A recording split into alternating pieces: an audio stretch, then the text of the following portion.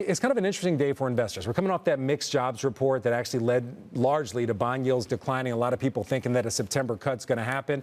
And then later in the week, we have CPI, and of course, we have Jay Powell on Capitol Hill. I want to focus on today. How do you see the markets moving today with all this different inputs, either behind us or coming up ahead of us? So, I mean, today I would expect, unless there's something that trickles over from Europe here in the U.S., I would expect today to be fairly benign. Like you at the top of the show, there's a little pressure, but I don't expect anything significant today. Now, of course, we get to later in the week, and if there's a surprise one way or the other as it relates to CPI, that could be a different story. What are you expecting to hear from Jay Powell, and what do you think the market impact's going to be? Again, testifying for 2 days. We actually heard from him fairly recently. He was over in Europe with our Sarah Eisen, so we have some insight on his thinking. Yeah. But he has some other factors. Jobs report, also ISM. I know it's something that you were looking at. ISM coming in softer than expected in contraction territory. Absolutely. So I think with the ISM coming in a little softer, the data that shows, hey, inflation is moving in the right direction, I think he will continue to nod to the fact that a rate cut is coming.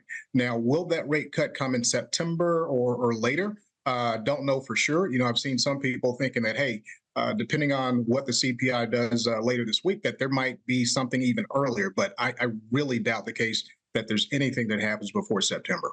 All right, we got a lot of fireworks in our election here in the U.S., also over in Europe, specifically those French elections. I spoke to Citi about the French elections. They believe that if there's either a win by the far left or the far right, either side of the extremes, that the CAC could see a downside of as much as 10%. They believe the stocks would also fall about 7%, at least in the short term. They see the short term in about 3 months. We did get a surprise, the far left seeming to take the win here. How does that shape your view of Europe and the opportunities that you're seeing? Yeah, so some of the opportunities I'm seeing there with what has happened in the election, and this is something I thought prior to, going to bed last night, so we didn't know what was coming. But one of the things that I liked over there was BNP Paribas. It's a very strong bank. They've got a long history of stable returns, a beautiful, juicy yield of about 7.5%. So I think companies along those lines will continue to do fine. What we take a look at here is there was not a clear-cut victory from any of the groups. And so the nature of French elections, they're going to have to cobble together some sort of coalition. Potentially there is a PM that is more handling things versus a clear leader from any one party. So we'll see how that plays out over the next several weeks and potentially months. Yeah, we certainly will. By the way, we're showing a chart of BNP Paribas up just about 2% for the year.